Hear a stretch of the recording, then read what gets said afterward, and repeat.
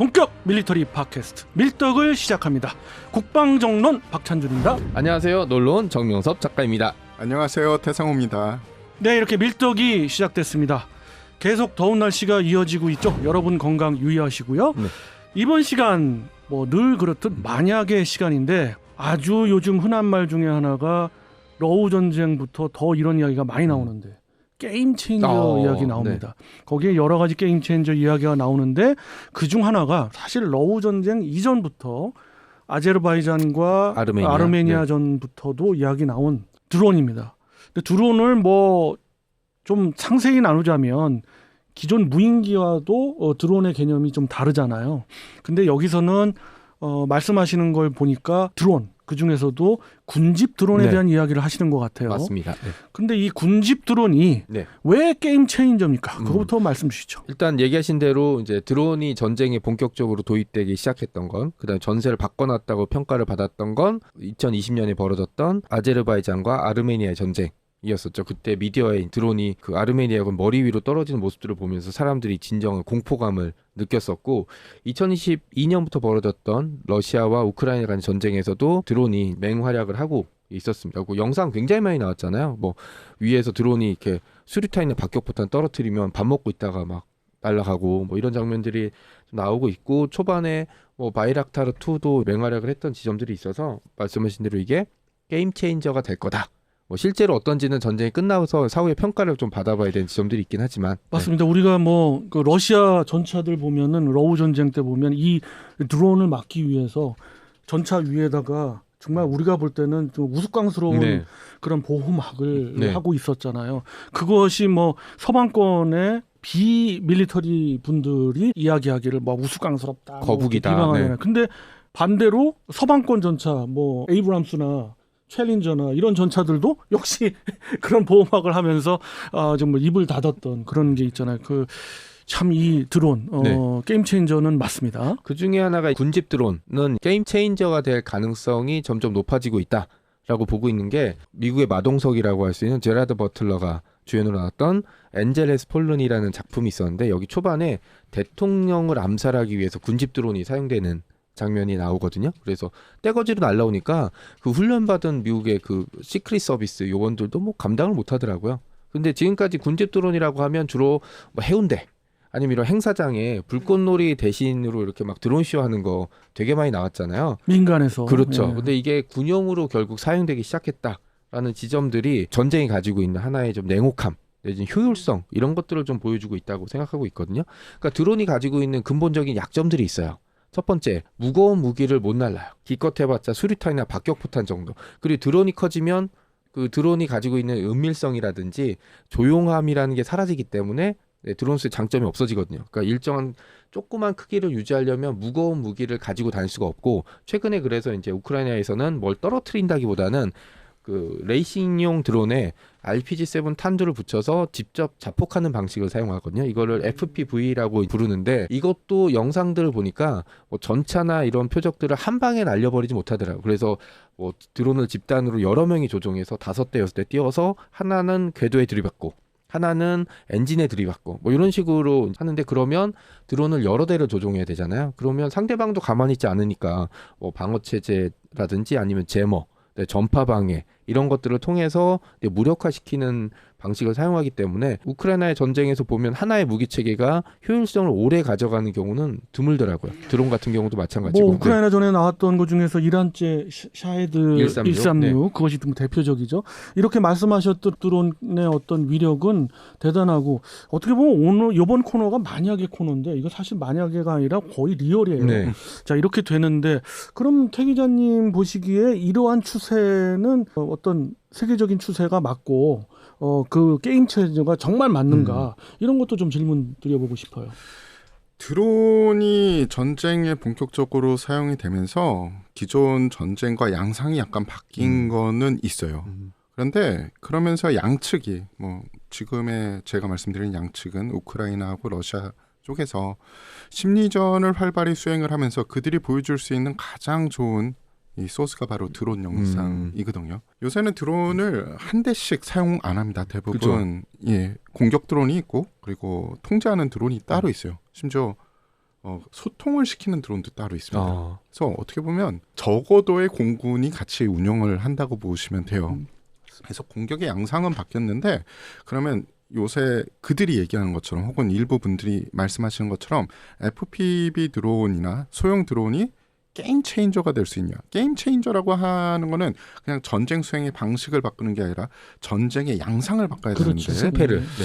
그건 좀 모자르다. 현재로서는. 그러기엔 네. 그런 이야기들이 많이 나오고 있어요. 이게 게임 체인저가 앞으로 미래에 될 가능성이 크다고 보는 경우는 맞는 얘기 같아요. 왜냐하면 이것이 네트워크 모자이크 전에 어떤 핵심이 될 수도 있고 AI하고 만약 접목된다 그러면 이건 뭐 파장이 큰 건데 벌써 그런 조짐이 보이죠. 그럼 이제 본격적으로 만약에로 들어가 볼게요. 군집 드론 네. 이것이 실전 배치가 되고 모든 것이 우리가 생각하는 그런 상상의 나래에 무기 체계가 된다 했을 때는 어떻게 양상이 바뀌나요? 먼저 말씀드리고 싶은 건 전제 조건이 그냥 군집 드론 그 자체가 아니라 여기에 인공지능이 얼마만큼 탑재되느냐. 태 기자님 얘기대로 지휘형 드론.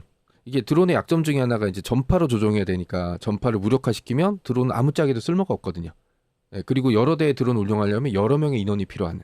그러니까 이게 제가 게임 체인저가 될 수 없는 하나의 한계점이라고 생각했었는데 2024년 4월에 인터뷰 기사가 하나 떴어요. 뭐냐면 그 국방과학연구소 ADD 산하에 AI 센터가 만들어졌고요. 국방 AI 센터. 그리고 여기에서 센터장이 인터뷰를 했는데 그 연구개발 허브로서 이제 역할을 할 거고 최근에 계속 테스트를 하고 있는데 드론 20대에 AI 지휘 비행까지 해봤다.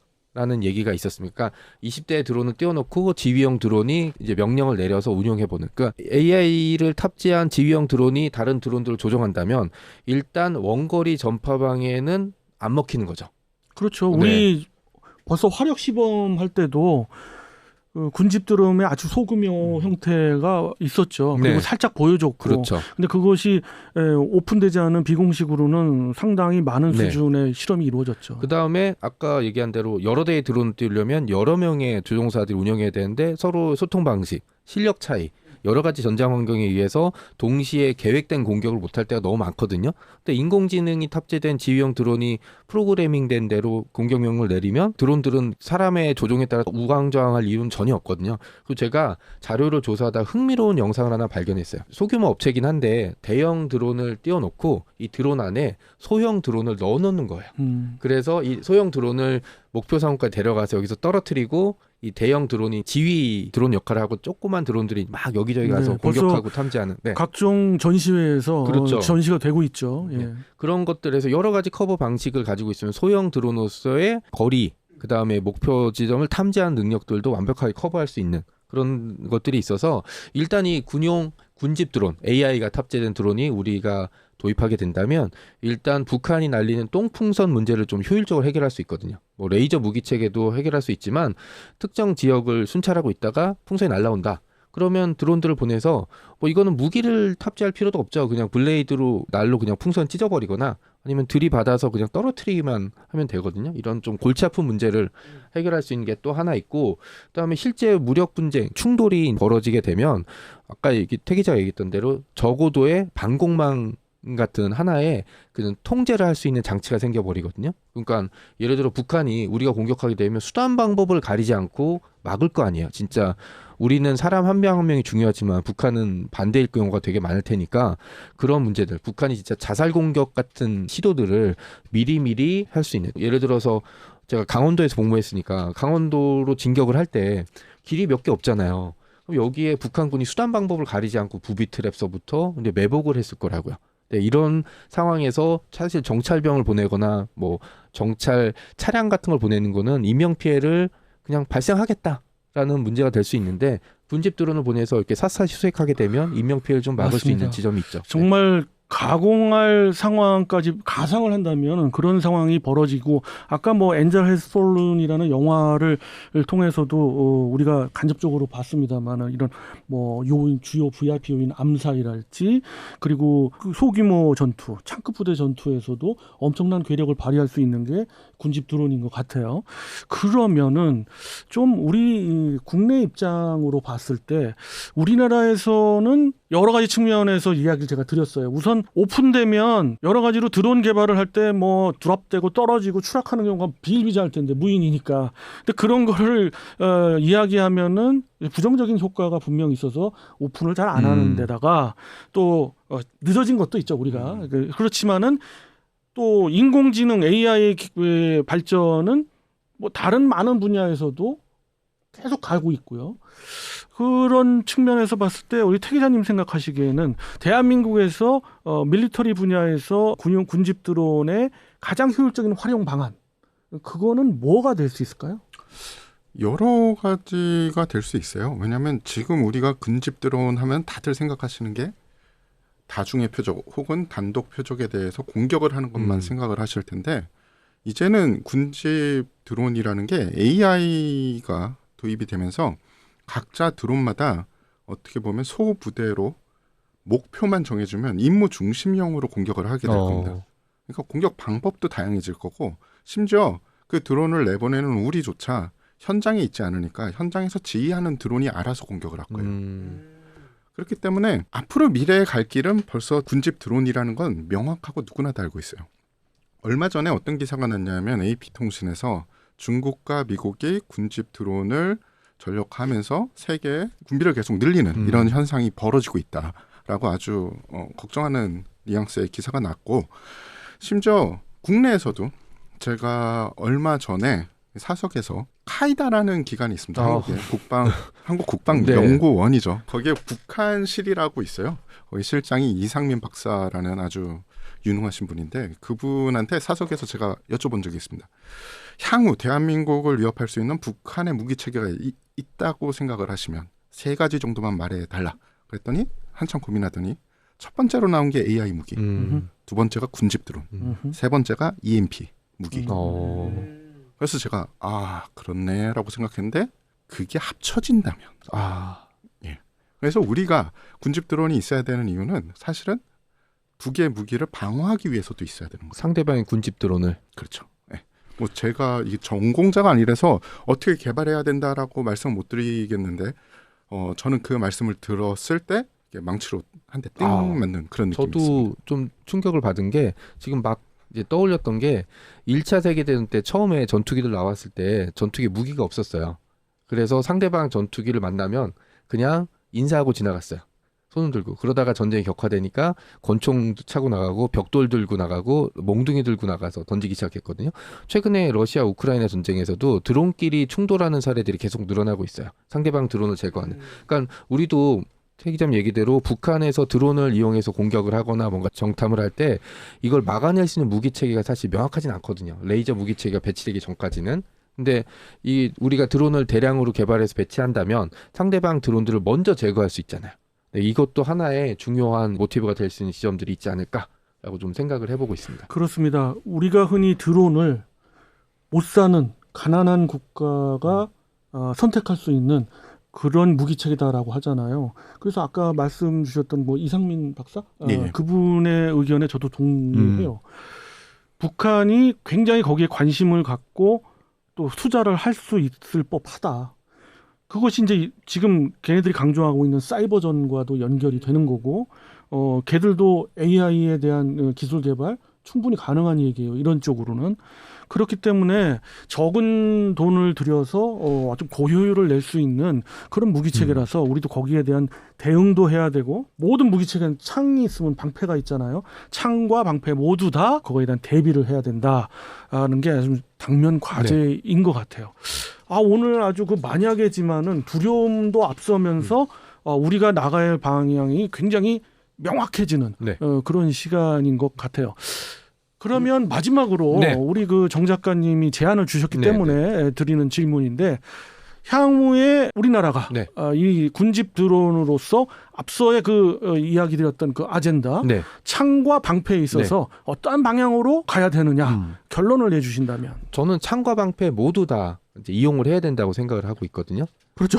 뭐 당연한 건데. 북한이 드론을 비대칭 무기로서 이제 적극적으로 사용을 할 거고, 거기에 대한 대응 체계로서도 드론이 필요하고, 그다음에 또 그런 게 있는 것 같아요. 그 영상들을 보게 되면 사람들이 밥 먹다가 위에 쳐다보는데 빵 터져. 그리고 죽은 사람도 문제지만 다치거나 남아있는 사람도 쇼크를 많이 받는 걸 봤거든요. 제가 해운대에 가서 군집 드론이 이렇게 라이트 쇼 하는 걸 봤는데 전 좀 무서웠어요. 왜냐하면 따다다닥 바람 불고 막 이렇게 돼 있는데 드론들이 그렇죠. 막 있는데 이게 갑자기 뭔가 원래, 세팅이 잘못돼갖고 원래 뭐든지 개떼 전술은 그렇죠. 무서운 거야. 뭐 그게 쥐가 됐든 뭐 하여튼 많으면 무섭더라고. 그러니까 조카애들이나 다른 사람들 와 막 이랬는데 저는 저기가 갑자기 프로그램이 잘못돼서 사람들한테 날라오면 어떻게 될까라는 생각이 좀 들어서 몸이 굳어떴던 적이 있었거든요. 그러니까 드론이 가지고 있는 무기로서의 또 하나의 장점이 전 공포감이라고 생각하거든요. 그러니까 하늘에서 갑자기 나한테 무기가 떨어지고 그다음에 내가 교육받은 거로서 나의 적은 탱크나 사람이나 이런 건데 갑자기 하늘에서 빙빙 도는 적에 나를 향해서 공격해 오고 이게 한 대가 아니야. 뭐 이러면은 그 군인들이 느끼는 공포감은 엄청날 것 같아요. 네. 그러면 뭐 아젠다를 주셨던 태 기자님도 같은 질문을 좀 드려보는데 우리나라가 앞으로 나아가야 될 이 군집 드론과 관련된 창 또 군집 드론과 관련된 방패 뭐 생각나는 몇 가지가 있으신다면? 예, 뭐 창과 방패 많은데 우리는 약간 스탠스가 다른 국가들하고 다른 것 같아요. 왜냐면 주적이 명확히 있기 때문에 네.